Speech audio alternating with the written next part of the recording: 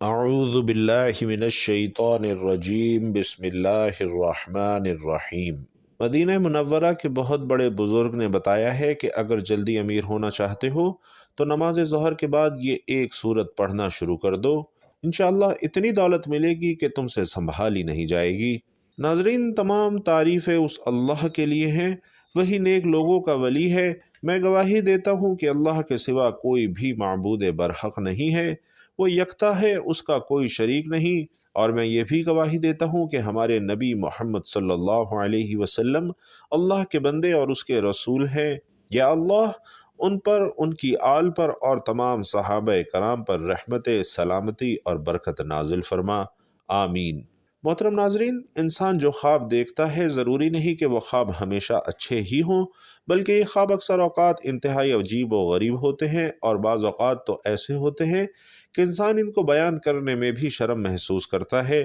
یاد رہے کہ خواب اچھا ہو یا برا ہو، خواب خواب ہی ہوتا ہے اور اس کی کوئی نہ کوئی تعبیر بھی ضرور ہوتی ہے۔ بعض اوقات اچھے خوابوں کی تعبیر اچھی نہیں ہوتی، جبکہ برے خوابوں کی تعبیر اچھی ہو جاتی ہے۔ اس لیے خواب کو برا نہیں سمجھنا چاہیے، بلکہ اہل علم سے ان کی تعبیر پوچھ لینی چاہیے۔ آج کی ویڈیو میں ہم آپ کو کچھ خوابوں کی تعبیر بتانے جا رہے ہیں، اور یہ بھی بتائیں گے کہ جب دولت قریب آتی ہے تو وہ کون سی 5 چیزیں ہیں جو انسان کو خواب میں دکھائی دیتی ہیں۔ مطلب یہ ہے کہ اگر آپ ان 5 چیزوں میں سے کوئی چیز خواب میں دیکھ لیں تو سمجھ جائیں کہ دولت آپ کے بہت قریب آ چکی ہے۔ اللہ پاک نے اس کائنات کو بے شمار مخلوقات سے آباد فرمایا، پھر اللہ نے انسان کو اشرف المخلوقات اور زمین میں اپنی خلافت کا حقدار ٹھہرایا۔ انسان کو اللہ پاک نے بہت سی وہ نعمتیں عطا فرمائیں جو کسی دوسری مخلوق کو میسر نہیں، اور انہی میں سے ایک نعمت خواب بھی ہے۔ ناظرین، خواب مومن کے لیے بشارت ہے، جیسا کہ حدیث پاک سے معلوم ہوتا ہے کہ رسول اللہ صلی اللہ علیہ وسلم نے فرمایا کہ نبوت ختم ہو گئی، اب میرے بعد نبوت نہ ہوگی، ہاں بشارتیں ہوں گی۔ عرض کی گئی کہ وہ بشارتیں کیا ہیں، تو آپ صلی اللہ علیہ وسلم نے فرمایا، اچھا خواب آدمی خود دیکھے یا اس کے لیے دیکھا جائے۔ ناظرین، کبھی خواب مستقبل میں پیش آنے والے کسی واقعے کی خبر دیتا ہے، جیسا کہ سورہ یوسف میں اللہ پاک نے فرمایا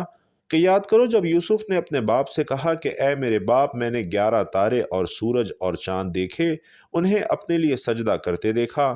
بہت سے خواب ہمارے خیالات، خدشات، حالات، رجحانات کی وجہ سے بھی ہمیں دکھائی دیتے ہیں، اور ان میں بہت سو کی کوئی تعبیر بھی نہیں ہوتی، لیکن یاد رہے کہ انبیاء کا خواب اللہ کی جانب سے وحی ہوا کرتا ہے، اور اس میں شک کی کوئی گنجائش نہیں، بلکہ اس سے حاصل ہونے والا علم بھی یقینی علم ہوتا ہے، اور وحی کی ایک قسم خواب بھی ہے۔ ام المومنین حضرت عائشہ صدیقہ رضی اللہ تعالی عنہا فرماتی ہیں کہ رسول اللہ صلی اللہ علیہ وسلم پر وحی کی ابتدا اچھے خوابوں سے ہی ہوئی۔ عام انسان کے خواب سے حاصل ہونے والا علم یقینی نہیں ہوتا۔ خواب کی 3 صورتیں ہو سکتی ہیں: انسانی خیالات کہ انسان دن بھر جو سوچتا ہے وہی رات کو خواب میں دیکھتا ہے۔ دوسری، شیطانی توہمات کہ شیطان اس کے ذہن میں طرح طرح کے وسوسے ڈالتا ہے جنہیں وہ خواب کی شکل میں دیکھتا ہے، اور خواب کی یہ دونوں قسمیں حقیقت میں خواب نہیں ہوتی بلکہ صرف توہمات ہوتی ہیں۔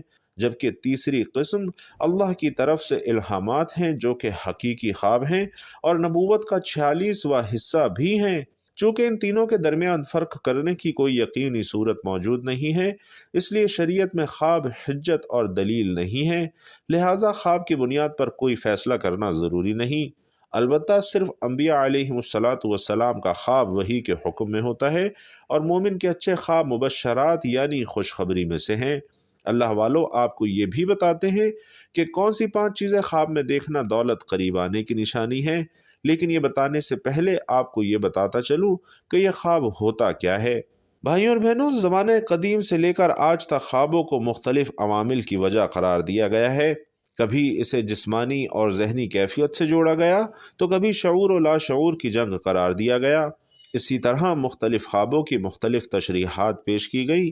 انسان اکثر اوقات نیند کی حالت میں بہت سی ایسی چیزیں دیکھتا ہے جو بیداری اور جاگنے کی حالت میں وہ نہیں دیکھ سکتا، اور عرف عام میں اس کو خواب کے لفظ سے تعبیر کیا جاتا ہے۔ خلاصہ تفاسیر میں ہے کہ خواب میں قسم سے نکل کر اور عالم سفلی میں سیر کرتی ہے، اور وہ دیکھتی ہے جو جاگنے میں نہیں دیکھ سکتی، اور اسے حشر روحانی کہنا چاہیے۔ یاد رہے کہ حصے جسمانی صرف حاضر پر حاوی ہو سکتی ہے اور حصے روحانی حاضر اور غائب دونوں کا ادراک اور احساس کرتی ہے، اور اسی لیے خواب میں ایسا احوال اور کیفیات مشاہدے میں آتی ہیں جن سے خود خواب دیکھنے والے کو بڑی حیرت ہوتی ہے۔ کبھی مسرت انگیز، کبھی خوفناک تصویریں ذہن میں ابھرتی ہیں، اور بیداری کے ساتھ یہ تمام کہانی یک لخت مٹ جاتی ہے۔ قرآن کے متعدد مقامات میں مختلف نوعیتوں سے خواب کا تذکرہ کیا گیا ہے، اور احادیث میں رسول اکرم صلی اللہ علیہ وسلم نے اس کی تفصیل بیان فرمائی ہے،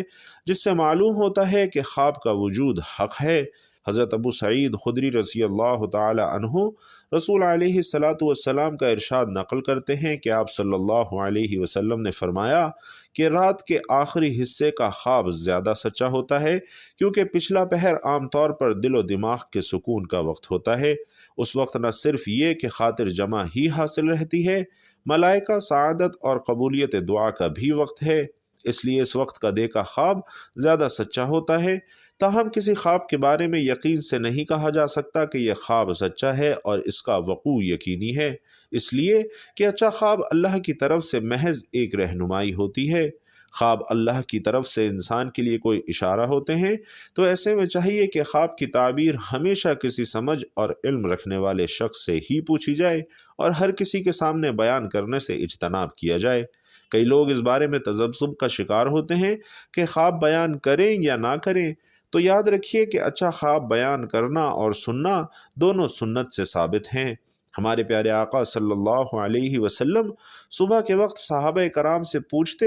کہ اگر تم میں سے کسی نے رات کو کوئی خواب دیکھا ہے تو بیان کرے۔ صحابہ کرام میں سے کوئی اپنا خواب بیان کرتا تو آپ صلی اللہ علیہ وسلم اس کی تعبیر ارشاد فرماتے۔ لیکن ناظرین یاد رکھیے کہ خواب ہر ایک کے سامنے بیان نہیں کرنا چاہیے۔ بعض اوقات غلط شخص کو اپنا خواب بیان کرنے سے نقصان بھی ہو سکتا ہے۔ چنانچہ تفسیر صراط الجنان میں ہے کہ انسان جب کوئی اچھا خواب دیکھے تو اس کے بارے میں صرف اس شخص کو خبر دے کہ جو اس سے محبت رکھتا ہو یا پھر عقل مند ہو اور اس سے حسد نہ رکھتا ہو، اور اگر برا خواب دیکھے تو اسے کسی سے بیان نہ کرے۔ اسی طرح صحیح بخاری اور صحیح مسلم میں ہے کہ نبی کریم صلی اللہ علیہ وسلم ارشاد فرماتے ہیں، اچھا خواب اللہ پاک کی طرف سے ہوتا ہے۔ جب تم میں سے کوئی پسندیدہ خواب دیکھے تو اس کا ذکر صرف اسی سے کرے جو اس سے محبت رکھتا ہو، اور اگر ایسا خواب دیکھے جو اسے ناپسند ہو تو اس کے شر سے اور شیطان کے شر سے اسے پناہ مانگنی چاہیے، اور اپنی بائیں طرف 3 مرتبہ دھتکار دے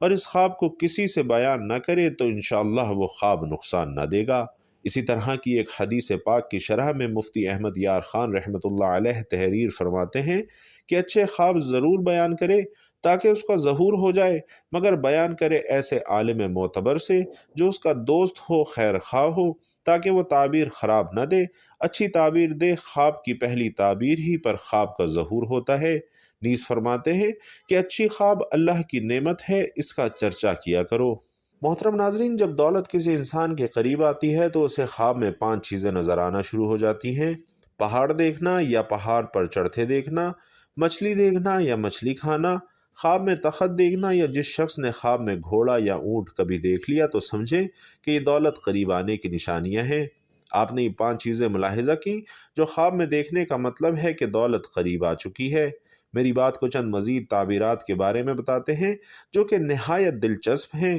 خواب میں پیسہ دیکھنا،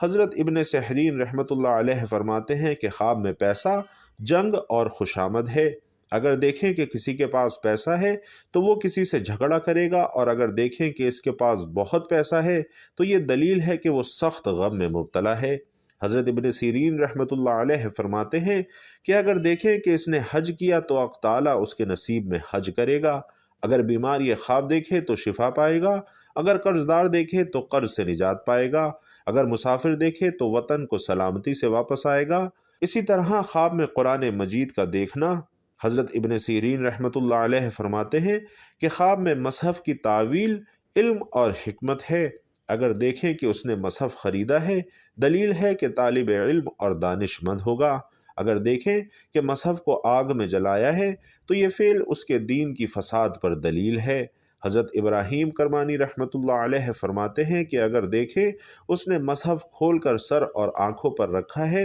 تو یہ دلیل ہے کہ سب کام اندازے کے ساتھ کرے گا اور شہر کا والی بنے گا۔ اسی طرح خواب میں ہدہد دیکھنا، ہدہد جو کہ ایک مشہور پرندہ ہے جس کے سر پر تاج ہوتا ہے، حضرت ابن سیرین رحمۃ اللہ علیہ فرماتے ہیں کہ خواب میں ہدہد عقل مند اور دانا مرد ہے کہ لوگوں کو پوشیدہ باتوں کی خبر دیتا ہے۔ اگر دیکھے کہ اس نے ہدہد پکڑا ہے یا اس کو کسی نے دیا ہے تو یہ دلیل ہے کہ مذکورہ صفت کے آدمی سے اس کی صحبت ہوگی اور اسے دانائی حاصل کرے گا۔ اسی طرح خواب میں چمیلی کا پھول دیکھنا، حضرت ابن سیرین رحمۃ اللہ علیہ فرماتے ہیں کہ اگر کوئی دیکھے کہ کسی دوست نے اس کو گلدستہ چنبیلی کا دیا ہے تو یہ دلیل ہے کہ درمیان ان کے کوئی گفتگو پیش آ جائے اور وہ ایک دوسرے سے جدا ہو جائے۔ اگر کوئی عورت یہ دیکھے کہ اس نے چنبیلی کے پھول کسی درخت پر سے چنے اور اپنے شوہر کو دیے تو یہ دلیل ہے کہ شوہر اس کو شاید طلاق دے دے، اور اگر کوئی دیکھے کہ چنبیلی کے پھول اس نے اپنے غلام کو دیے تو دلیل ہے کہ اس کا غلام بھاگ جائے۔ اسی طرح خواب میں چاول دیکھنا، حضرت ابن سیرین رحمۃ اللہ علیہ اس کی یہ تعبیر بیان فرماتے ہیں کہ خواب میں چاول دیکھنا مال ہے۔ حضرت ابراہیم کرمانی رحمۃ اللہ علیہ فرماتے ہیں کہ اگر کوئی شخص خواب میں دیکھے کہ پکے ہوئے چاول کھاتا ہے تو دلیل ہے کہ مراد انشاءاللہ پوری ہوگی اور خیر اسی کو پہنچے گی۔ اسی طرح خواب میں اگر دودھ دیکھتے ہیں تو حضرت دانیال علیہ السلام نے فرمایا کہ میں نے تازہ دودھ اور خوب شیریں ذاتی مال پر دلیل ہے، اور اگر ترش ہے تو اس کی تعویل اول کے خلاف ہے، اور اگر دیکھیں کہ تازہ دودھ پیا ہے تو دلیل ہے کہ اسی قدر حلال مال پائے گا۔ اسی طرح کوئی بندہ خواب میں شراب پیتا ہے تو حضرت ابن سیرین رحمۃ اللہ علیہ فرماتے ہیں کہ شراب کی تعبیر مال حرام پر ہے۔ اگر کوئی خواب میں دیکھے کہ شراب پی کر مست ہوا ہے تو یہ دلیل ہے کہ مستی کے مطابق عزت اور رتبہ پائے گا، اور دیکھیں کہ بغیر شراب پیے مست ہوا ہے تو دلیل ہے کہ اس کو بڑا خوف اور دہشت پہنچے گا۔ ہر انسان، خواہ مرد ہو یا عورت، بلا تخصیص نسل، ملت اور مذہب، اسے کبھی کبھار مسائل اور مشکلات کا سامنا کرنا ہی پڑ جاتا ہے، اور پھر ان کے حل کے لیے وہ اپنے معاون اور مددگار اور سہاروں کو تلاش کرتا ہے۔ اور ناظرین، یہ ایک فطری امر ہے کہ ضرورت کے وقت دوسروں کی طرف نظر اٹھ ہی جاتی ہے اور انسان ان سے اپنی حاجات پوری ہونے کی امید بھی لگا لیتا ہے، مگر بس اوقات دیکھا گیا ہے اور اکثر لوگوں کا تجربہ بھی ہوا ہوگا کہ دیگر اور اجنبی تو کجا،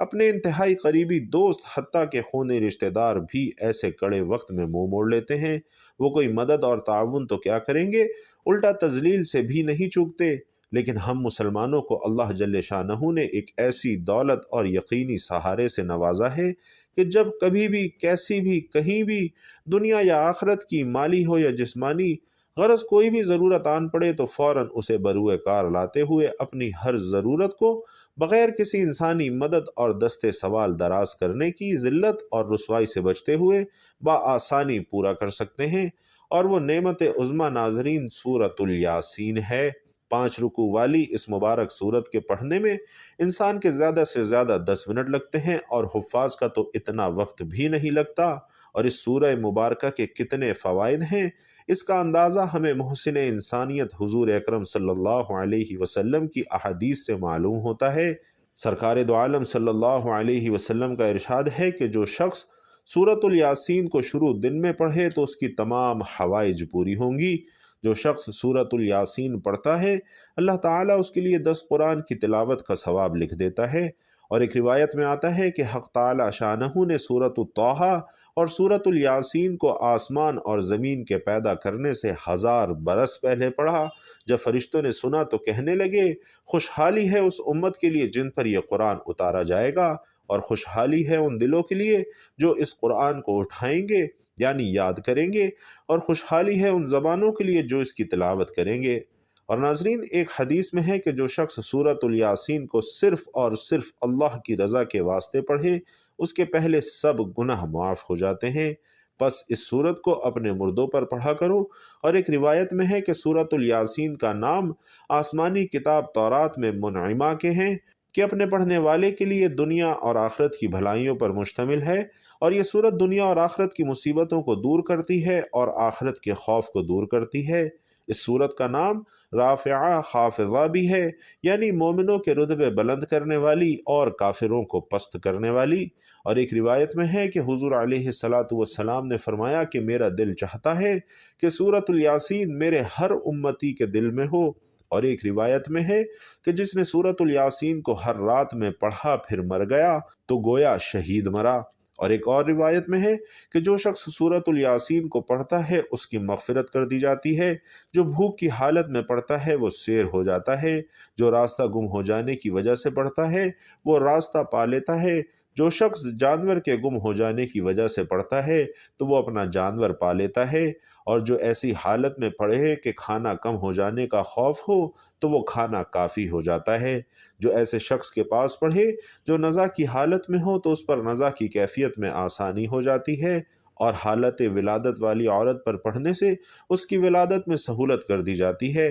اسی طرح جب کسی بادشاہ یا دشمن کا خوف ہو اور اس کے لیے یہ سورۃ الیاسین پڑھی جائے تو وہ خوف جاتا رہتا ہے۔ محترم ناظرین، اگر آپ میں سے کوئی چاہتا ہے کہ وہ دن دگنی رات چگنی ترقی کرے تو نماز ظہر کے بعد ایک سورت کی تلاوت کرے، انشاءاللہ آپ کے رزق میں برکت ہوگی اور بہت جلد آپ رزق کی دولت سے مالا مال ہو جائیں گے۔ آپ نے کون سی سورت پڑھنی ہے یہ ابھی آپ کو بتانے لگا ہوں، لیکن وظیفہ شروع کرنے سے پہلے آپ نے ہمیشہ درود پاک پڑھنا ہے۔ درود پاک چاہے تو آسان اور مختصر سا پڑھ لیں، مثلا صلی اللہ علیہ وآلہ وسلم پڑھ لیں یا صلی اللہ علی محمد پڑھ لیں، لیکن یاد رکھیے کہ درود ابراہیمی یعنی جو درود ہم نماز میں پڑھتے ہیں وہ پڑھنا سب سے زیادہ فضیلت والا ہے، کیونکہ تمام درودوں میں درود ابراہیمی کی فضیلت ہی سب سے زیادہ ہے، اور ہمارے پیارے آقا صلی اللہ علیہ وسلم بھی تمام درودوں میں درود ابراہیمی کو ہی سب سے زیادہ پسند کرتے تھے۔ تو درود پاک پڑھنے کے بعد